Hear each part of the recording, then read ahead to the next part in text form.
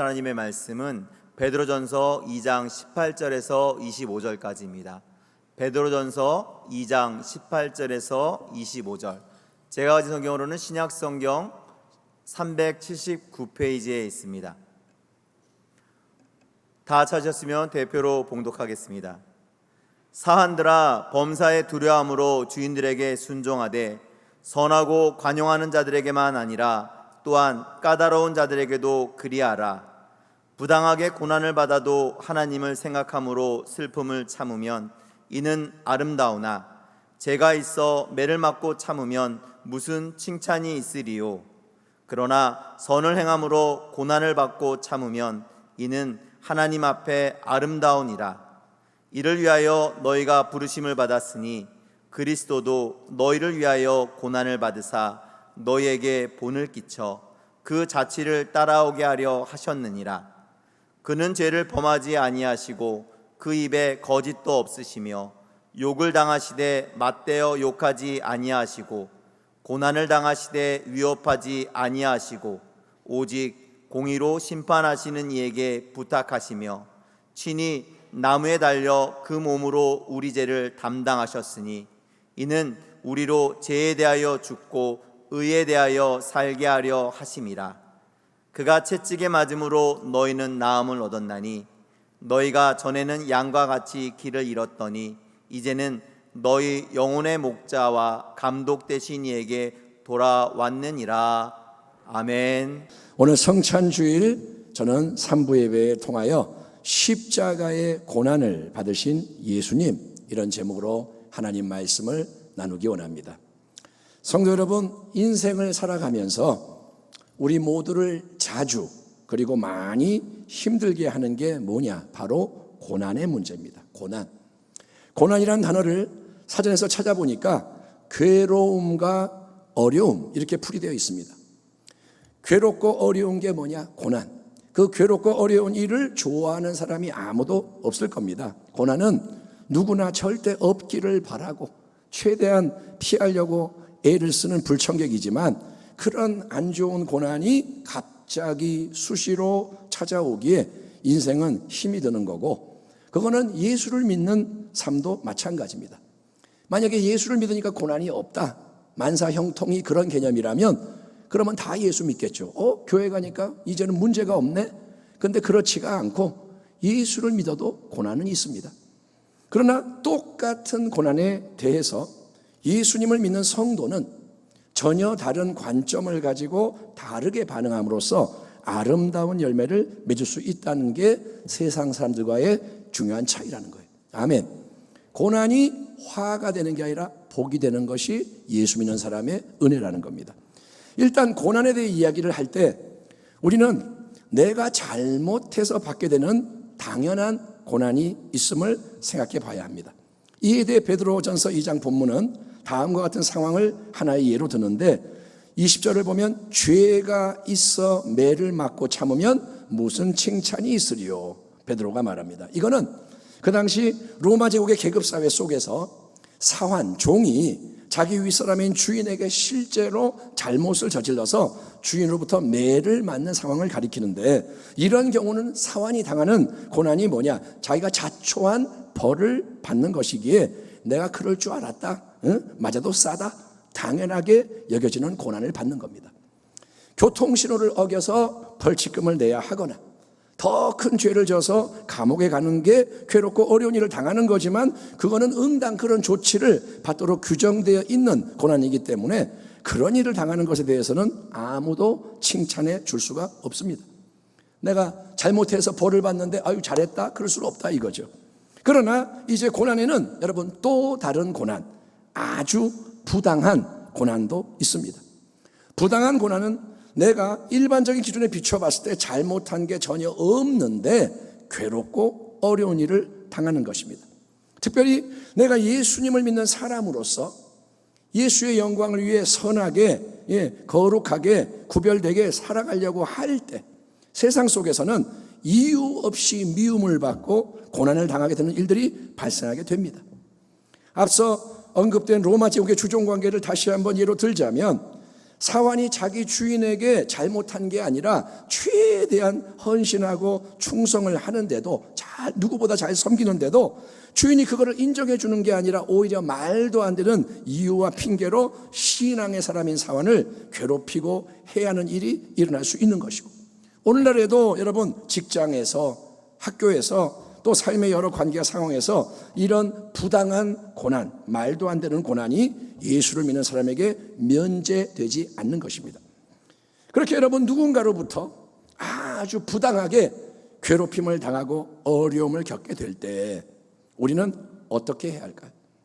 일단 인간적으로 즉시 튀어나오는 자연스러운 반응은 뭐냐? 내가 부당한 일을 당할 때 여러분 자연스러운 반응은 분개하고 항의하고 따지고 덤비고 싸워서 내가 이기는 겁니다. 내가 부당한 고난을 받았다면 똑같이, 적어도 똑같이, 아니면 2배, 3배 되갚아 주는 겁니다. 왜냐? 부당한 일을 당한 게 너무 억울하니까. 억울해. 내가 손해를 보고 내가 아프고 해를 당하고 지는 게 싫으니까. 그냥 가만히 있으면 계속 바보 취급 받으니까, 부당한 일을 당하는데 가만히 있으니까 저 바본가 보다. 그래서 더 심한 일도 겪게 될 게 뻔하니까. 그런데 여러분, 바로 그런 억울한 상황, 부당한 고난의 상황에서 하나님 말씀인 성경은 우리에게 전혀 다른 길을 대안으로 제시하고 있음을 보게 됩니다. 본문 18절이야. 사환들아, 범사의 두려움으로 주인들에게 순종하되 선하고 관용하는 자들에게만 아니라 또한 까다로운 자들에게도 그리하라. 부당하게 고난을 받아도 하나님을 생각함으로 슬픔을 참으면 이는 아름다우나 죄가 있어 매를 맞고 참으면 무슨 칭찬이 있으리요. 그러나 선을 행함으로 고난을 받고 참으면 이는 하나님 앞에 아름다우니라. 아멘 합시다. 아멘. 여러분은 하나님의 말씀이 내가 별로 안 좋아하는 말씀처럼 들려도 일단 아멘 하길 바랍니다. 그게 변화의 시작인 거예요. 자, 누군가로부터 부당한 대우를 받았어요. 부당한 고난을 당하는 일이 일어났습니다. 그때 인간적으로는 기분이 아주 나빠요. 그리고 슬프고 괴로운 감정이 일어나는 게 당연합니다. 여러분, 그런 안 좋은 감정이 아예 생기지가 않고 마음이 아무렇지 않다. 만약에 부당한 일을 당해도 나는 괜찮아, 그러면 힘들지 않으니까 참 좋겠지만, 우리는 저나 여러분이나 목석 로봇이 아니라 지정의를 가진 인격체인 까닭에 안 좋은 일 당하면 슬픔, 괴로움, 어두움, 이런 감정이 일어나는 것 자체를 막을 수는 없다는 거예요. 그것까지 없으면 좋겠지만 이 땅에서 그게 쉽지가 않습니다. 하지만 그런 부정적이고 파괴적인 감정이 속에서 막 일어나니까 이거는 어쩔 수가 없다. 나도 똑같이 미워하고 대들고 싸우고 보응해서 분을 푸는 수밖에 없다. 파괴적으로 반응해 버리면 안 되고, 그런 부정적인 어둠의 감정이 일어났는데 그걸 잘 참음으로써 그 힘든 상황을 잘 통과하면 그게 여러분 하나님 앞에서는 아름다운 일이다. 하나님은 그거를 참으로 귀하게 칭찬받을 만한 일로 보신다는 진리를 베드로가 강조하는 거예요. 아멘. 이거는 인간적으로 좀 말이 안 되는데 하나님은 그렇게 보신다? 베드로가 그렇게 말합니다. 그러면 그렇게 억울하고 슬프고 괴로운 마음을 다스리고 처리할 수 있는 비결이 뭐냐? 마음이 상하고 기분이 나쁘고 화가 나고, 그런데 그걸 다스리는 비결이 뭐냐? 그거는 여러분 우리 생각의 초점을 나의 괴롭고 힘든 마음도 아니고 내게 괴로움을 준 그 사람도 아니고 눈앞의 환경도 아니고 여러분 이 생각의 초점을 오직 하나님께 집중하고 고정하는 거예요. 아멘. 하나님께 생각을 맞추는 거예요. 그러면 제가 이렇게 말씀드릴 때 누군가가 이렇게 반문할 수 있을 겁니다. 아니 목사님 잠깐만요, 부당한 고난을 당했는데 과연 그렇게 할 수 있나요? 과연 그게 가능한가요? 그런 상황에서 생각의 전환이 실제로 일어납니까? 아주 작은 일이야 그냥 그러려니 그럴 수 있다, 뭐 눈 감고 넘어간다고 100번 1000번 양보를 해도 정말로 말도 안 되는 엄청난 고난이 부당하게 내게 들이닥쳤을 때 큰 슬픔과 괴로움을 그냥 하나님만 생각하고 참고 견딜 수 있다는 겁니까? 구약 성경에 나오는 욥이야 대단한 사람이니까 그렇게 했다 쳐도 나 같은 평범한 사람, 연약한 인생이 과연 그렇게 할 수 있나요? 여러분, 이런 질문 당연히 나옵니다. 근데 이런 회의적인 질문 앞에서 베드로는 이제 우리의 주님이 되시는 예수님의 특별한 길을 모범과 본으로 제시하며 이렇게 진리의 선포를 이어갑니다. 20절 이하. 그러나 선을 행함으로 고난을 받고 참으면 이는 하나님 앞에 아름다우니라. 이를 위하여 너희가 부르심을 받았으니 그리스도도 너희를 위하여 고난을 받으사 너희에게 본을 끼쳐 그 자취를 따라오게 하려 하셨느니라. 그는 죄를 범하지 아니하시고 그 입에 거짓도 없으시며 욕을 당하시되 맞대어 욕하지 아니하시고 고난을 당하시되 위협하지 아니하시고 오직 공의로 심판하시는 이에게 부탁하시며 친히 나무에 달려 그 몸으로 우리 죄를 담당하셨으니 이는 우리로 죄에 대하여 죽고 의에 대하여 살게 하려 하심이라. 그가 채찍에 맞음으로 너희는 나음을 얻었나니 너희가 전에는 양과 같이 길을 잃었더니 이제는 너희 영혼의 목자와 감독 되신 이에게로 돌아왔느니라. 아멘. 예, 타락한 첫사람 아담의 후손으로 이 땅에 태어나는 우리 모든 인생은, 지금 설교 때 이 이야기를 많이 하는데, 인간은 한 명의 예외도 없이 죄의 옛 본성, 타락한 본성이 충동질하는 대로 수없이 죄를 짓고 저주, 질병, 죽음과 멸망을 자초하는 인생, 죄인이라는 거예요. 인생은 다 죄인인데 동정녀, 처녀의 몸을 통해 성령의 능력으로 태어나신 우리 예수님만은 아무 죄가 없으신 순결하신 분인 거예요. 예수님은 순결하시다.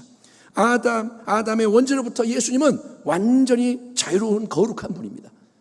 우리는 결함이 있게 태어났는데, 속이 썩어서 망해서 태어났는데, 예수님은 그런 안 좋은 게 속에 하나도 없고 또 스스로도 33년 생애 동안 죄를 범한 적이 한 번도 없는 분이 예수님입니다. 왜냐? 예수님은 비록 우리와 똑같은 인간의 지정의 혼과 마음과 인간의 몸을 가졌지만 항상 철저하게 하나님 아버지를 그 삶의 중심에 모시고 오직 하나님 아버지 뜻이 뭔지를 기도 가운데 묻고 하나님 아버지가 주시는 레마의 말씀, 그분의 입에서 나오는 생명의 말씀을 듣고 그 말씀에 순종하는 가운데 인생의 모든 길을 걸어가셨기 때문인 거예요. 아멘. 죄는 하나님부터 떨어져 나가는 건데 예수님은 딱 달라붙어서 하나님 말씀대로 걸어가니까 죄가 없다는 거예요. 우리는 보세요, 매일 많은 죄를 짓습니다. 하루가 지나고 사실 우리가 생각을 안 해서 그렇지 죄를 지은 순간이 얼마나 많느냐. 특별히 이 새치 혀의 입술의 말로 얼마나 많은 실수를 하는지 모릅니다. 여러분, 하루에 말을 뭘 했는지 모르잖아요. 근데 말 한마디 툭 던질 때 원망, 불평, 시기, 질투, 말을 할 때 죄를 많이 져요. 그러나 예수님의 입에서는 단 한마디의 거짓도 발설된 적이 없다고 성경이 증언하고 있습니다. 그러니 행동으로도 범죄한 적이 없고 말로도 악을 행한 적이 없는 예수님은 인간적으로 볼 때 스스로는 고난을 받아야 할 이유가 전혀 없는 분입니다. 아니, 죄를 지었어야 합당한 징계를 받는 거고 뭔가가 미흡하고 모자라야 교정을 받고 훈육을 당하는데 아무 죄가 없고 흠도 없고 점이 없는 예수님에게는 징계를 받거나 교정과 훈육을 받을 이유가 하나도 없다는 거예요. 그분은 깨끗하고 온전하니까 고난을 받을 이유가 없어요. 그런데 예수님이 고난을 안 받으셨나요? 아니요. 예수님은 성경의 예언대로 고난을 당하십니다. 근데 그 고난이 뭐냐? 부당하고 억울한 고난을 당하신 거예요. 부당한 고난, 말도 안 되는 고난. 왜냐? 이 땅의 인생들이 지은 모든 죄와 그 결과로 주어지는 모든 저주와 질병과 가난과 죽음과 멸망의 형벌을 우리 대신에 우리의 자리에서 친히 담당하고 청산하는 게 예수님이 십자가를 통해 다 이루셔야 했던 그분의 사명이었기 때문입니다. 그는 멸시를 받아 사람들에게 버림받았으며 간고를 많이 겪었으며 질고를 아는 자라 마치 사람들이 그에게서 얼굴을 가리는 것 같이 멸시를 당하였고 우리도 그를 귀히 여기지 아니하였도다. 그는 실로 우리의 질고를 지고 우리의 슬픔을 당하였거늘 우리는 생각하기를 그는 징벌을 받아 하나님께 맞으며 고난을 당한다 하였노라. 그가 찔림은 우리의 허물 때문이요 그가 상함은 우리의 죄악 때문이라. 그가 징계를 받음으로 우리는 평화를 누리고 그가 채찍에 맞음으로 우리는 나음을 받았도다. 우리는 다 양 같아서 그릇 행하여 각기 제 길로 갔거늘 야훼께서는 우리 모두의 죄악을 그에게 담당시키셨도다. 아멘.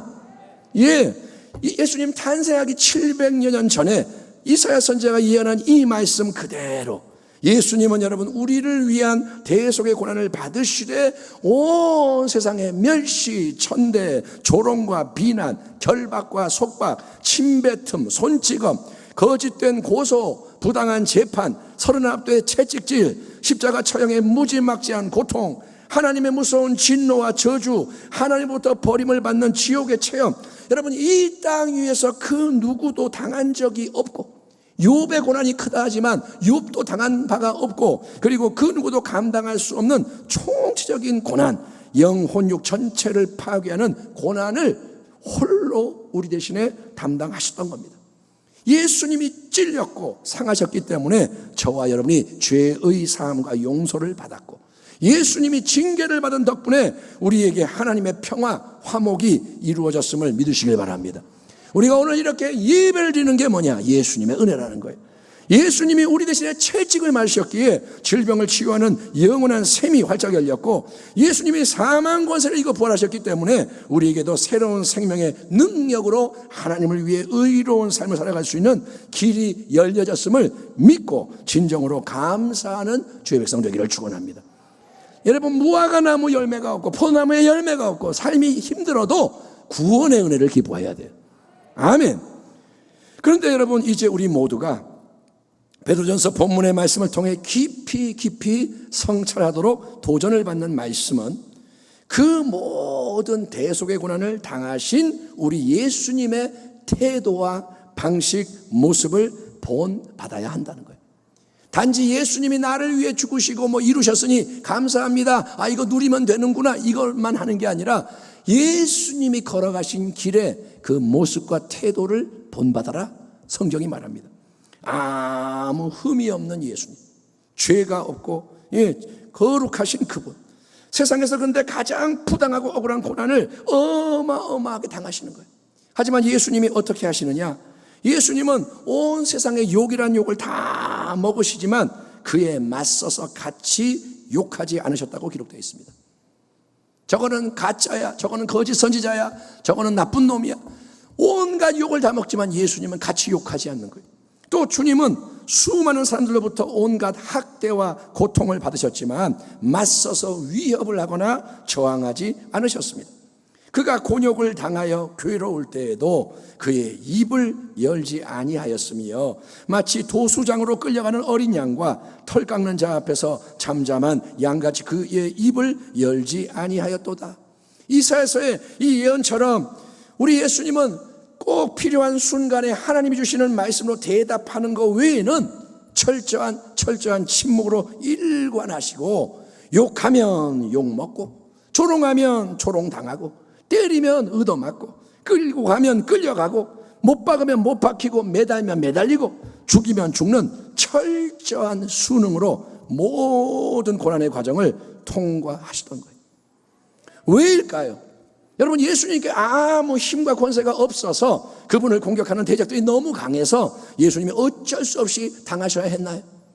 왕따 당하는 애가 어쩔 수 없으니까 매 맞고 하는 것처럼 예수님이 아무 힘이 없으니까 그냥 당하나요? 아니요, 절대로 그렇지가 않습니다. 복음서를 보니까 예수님이 겟세마네 동산에서 체포되실 때 옆에 있던 수지자 베드로가 숨겨놓은 칼을 칼집에서 빼가지고 저항하다가 대제사장 종인 말고라는 사람의 귀를 잘라버리는 사건이 발생합니다. 내가 주를 위해 싸우겠습니다. 또 나섰어요. 베드로가 귀를 잘랐어요. 그때 예수님은 베드로에게 네 칼을 도로 칼집에 꽂아라, 칼을 가지는 자는 다 칼로 망한다 말씀하신 후에 예수님이 베드로에게 뭐라냐? 지금이라도 내가 하늘 아버지께 구하기만 하면 12군단 더 되는 많은 천사 7만 2천 명보다 많은 하늘의 군대를 보내시게 내가 할 수 있단다. 그런 능력이 나에게 있다. 그런 권세가 나의 권세다. 그러나 내가 그 능력과 권세를 사용하지 않는 이유는 오직 성경의 말씀이 나에게 이루어지게 하기 위함이다. 알려주시는 거예요. 베드로야, 나서지 마. 네가 나를 보호하고 구원해 주는 게 아니야. 나에게는 권세가 있지만 나는 하나님 말씀이 이루어지기 위하여 이 길을 가는 것이다. 그러니까 예수님이 여러분 무능하기 때문에 어쩔 수 없이 고난을 당하는 분이 아니라 여러분 예수님은 사명 때문에 기꺼이 십자가의 길로 나아가신 주님입니다. 아멘. 따라합니다. 사명 때문에. 주님은 부당한 고난을 받으시지만 스스로를 변호하지 않으세요. 주님은 부당한 고난을 당하지만 원수에게 대항하며 같이 욕하고 위협하고 싸우는 게 아니라 오직 그 순간 하나님을 생각하며 모든 것을 심판주 되시는 하나님, 공의로 심판하실 하나님께 의탁하심으로 하나님의 위대한 대속의 계획이 하늘에서 이루어진 것 같이 땅에서도 이루어지도록 헌신하시고 주님이 승리하시는 것입니다. 십자가 위에 못 박혀 피를 줄줄 흘려 죽어가시면서도 주님은 간절히 이렇게 기도하십니다. 아버지, 저들을 사하여 주옵소서. 자기들이 하는 것을 알지 못함이니이다. 또 예수님은 하나님의 아버지의 임재가 느껴지지가 않고 하나님이 자기를 버리신 것 같은 지옥의 고통이 엄습함을 느끼는 가운데서도 엘리 엘리 라마 사박다니, 나의 하나님 어찌하여 나를 버리시나이까. 여러분, 하나님에 대한 절대 신뢰를 포기하지 않으시는 거예요. 상황은 뭐냐? 하나님이 안 보여요. 안 느껴져. 이건 하나님 나를 버린 게 분명해. 나는 지옥에 떨어진 것 같아. 그런데 예수님은 하냐? 나의 하나님. 예수님은 오직 한 번 하나님을 붙들고 부르짖는 거예요. 아멘. 하나님이 안 느껴져도 나의 하나님, 왜 나를 버리셨습니까? 라고 물어볼지언정 하나님을 버리지 않는 거예요. 그리고 오후 3시경 십자가 위에서 올려지는 예수님의 마지막 기도는 이것입니다. 예수께서 큰 소리로 불러 이르시되 아버지, 내 영혼을 아버지 손에 부탁하나이다 하고 이 말씀을 하신 후 숨지시니라.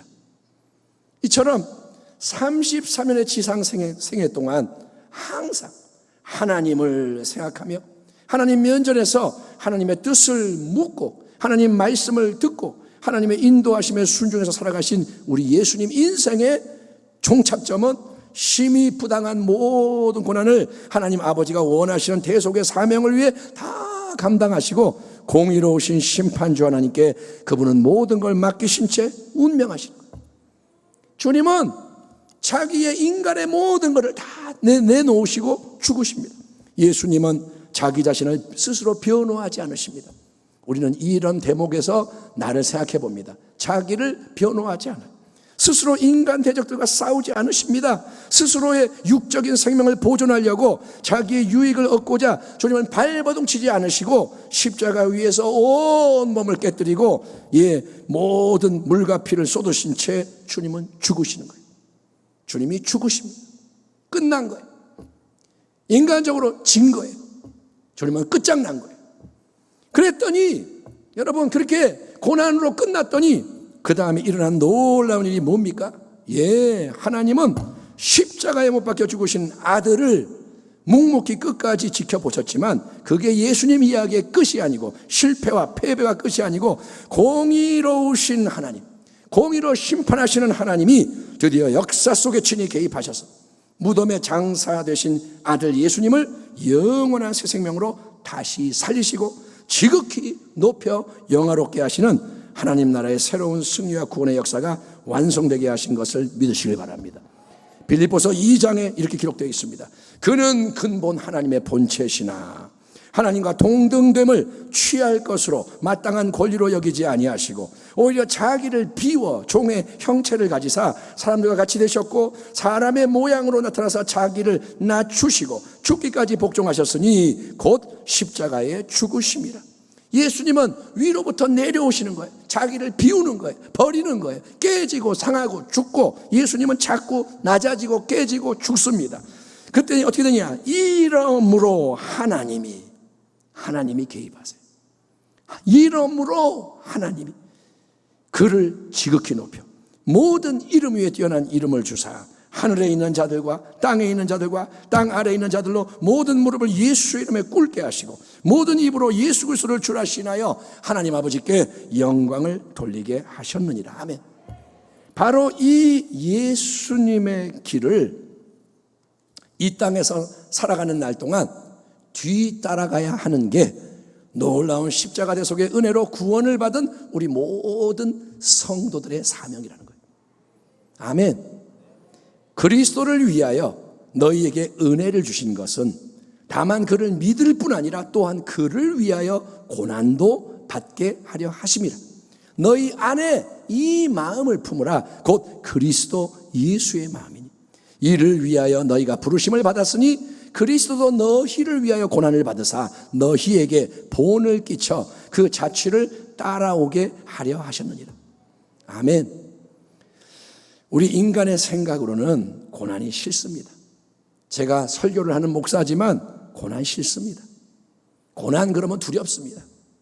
예, 고난이 없는 편안한 삶이 축복이고 성공이라고 느껴집니다. 누군가에게 좋은 일을 하면 복 받았구나. 근데 안 좋은 일이 생기면 이거는 축복이 아닌데 우리는 그렇게 느낍니다. 근데 여러분, 현재 거룩한 고난이 없으면 장래의 영원한 영광도 없다. 이게 성경의 확고한 진리인 거예요. 현재 거룩한 고난이 없으면 장차 영광도 없다. 십자가가 없으면 부활도 없고 멸류관도 없다. 지금도 우리의 삶에 크고 작은 고난이 있습니다. 근데 여러분, 앞으로 세상 속에는 점점 더 고난이 많아지고 커질 거예요. 이거는 신령해서 이상한 말을 하는 게 아니라 성경에 써 있습니다. 여러분, 왜냐? 마지막 때는 점점점 세상이 흔들리고 모든 게 함께 흔들리기 때문인 거예요. 코로나가 오니까 다 흔들리잖아요. 예, 그까지 바이러스에 온 세상이 요동합니다. 자연재해가 일어나면 다 무너지는 거예요. 전쟁이 나면 고난이 큽니다. 여러분, 모든 게 이렇게 안전할까요? 백신이 우리를 보호해 줄까요? 나라가, 이 정권이 여러분을 보호해 줄까요? 아니요. 그러니까 사랑하는 성도 여러분은 노아의 때와 같은 이 중요한 때에 고난에 대해 올바로 알고 있고 신앙으로 잘 준비하는 지혜자가 되기를 축원합니다. 여러분은 믿음을 새롭게 해야 돼요. 지금 돈이 많은 게 중요한 게 아니에요. 건강한 게 중요한 게 아니에요.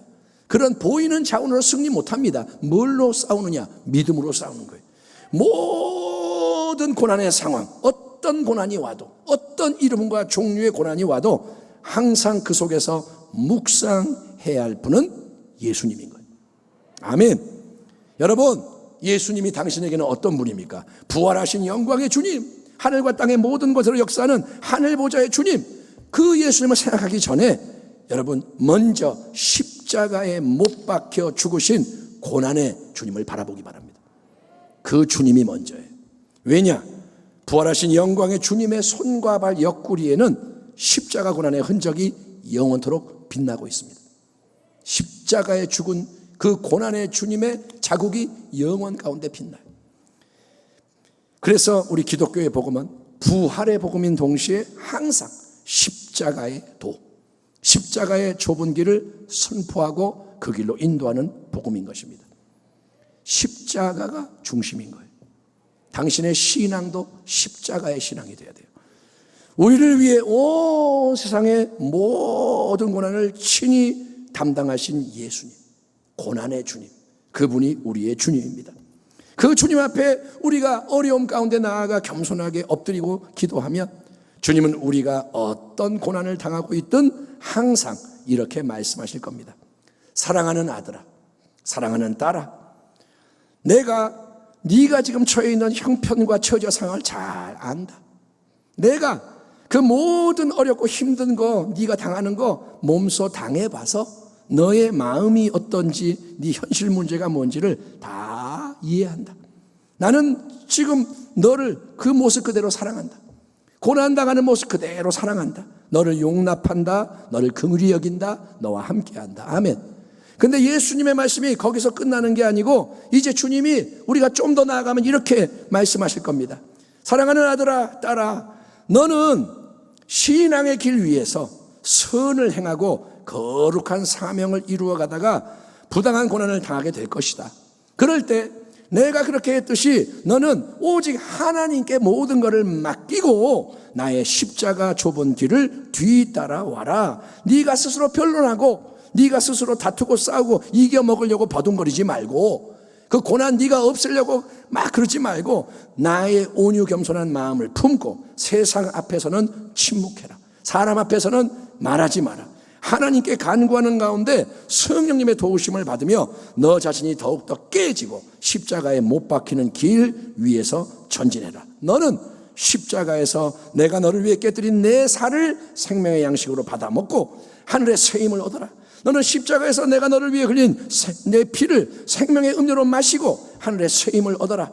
네 인간의 힘만으로는 절대로 너는 억울한 일을 참을 수가 없다. 네 힘으로는 거룩한 고난을 감당할 수 없다. 그래서 베드로도 자기가 나를 죽기까지 따르겠다고 설쳤을 때는 실패했지만, 그러나 성령님께서 말씀 속에서, 성찬 속에서 내가 너를 위해 예비해 놓은 은혜의 통로들을 통해 역사하실 때 너는 세상의 모든 환경과 사람과 또 사람의 어떠함에 매이지가 않고 믿음으로, 소망으로, 사랑의 능력으로 끝까지 승리하는 나의 길을 세상 끝까지 주님 다시 오실 때까지 힘있게 달려갈 수 있다. 너는 나와 함께 가면 승리한다. 아멘. 끝까지 가면 하나님이 도와주신다. 이 모든 말씀이 여러분 마음속에 주님이 친히 주시는 약속의 말씀으로 심겨지고 역사하기를 축원합니다. 오늘 목사님이 이렇게 얘기했다가 아니라 주의 성령께서 당신에게 이 믿음을 불어넣어 주시기를 축원합니다. 그래서 우리 교회의 모든 성도님이 거룩한 고난을 잘 감당할 때만 온전히 이루어질 수 있는 하나님의 선하신 뜻, 고난이 없으면 이루어지지 않는 영원 가운데 예비되어 있는 하나님의 선한 일들을 삶의 걸음걸음마다 아름답게 이루어가며 오직 한 분 하나님을 기쁘시게, 오직 한 분 하나님을 영화롭게 하는 예수님의 사람, 하나님 나라의 복된 승리자, 빛나는 이정표로 인정되시기를 전능하신 고난의 주님, 우리 주님의 이름으로 축원합니다. 아멘. 기도하겠습니다. 하나님 아버지, 우리가 여기 있나이다. 하나님 말씀이 쉽지는 않습니다. 편안한 말씀은 절대 아닙니다. 그러나 우리가 이 말씀을 믿음으로 받고 승리하기 원하오니, 예수님과 동행하며 승리하기 원하오니, 고난 속에서 주님 우리를 다루어 주시고 주님을 따라가게 하시고 성령님 끝까지 열매 맺게 하여 주시옵소서. 한 명 한 명, 가정이, 교회가 하나님 예수님의 영과 생명으로 충만케 하여 주시옵소서. 예수님의 이름으로 기도하옵나이다. 아멘.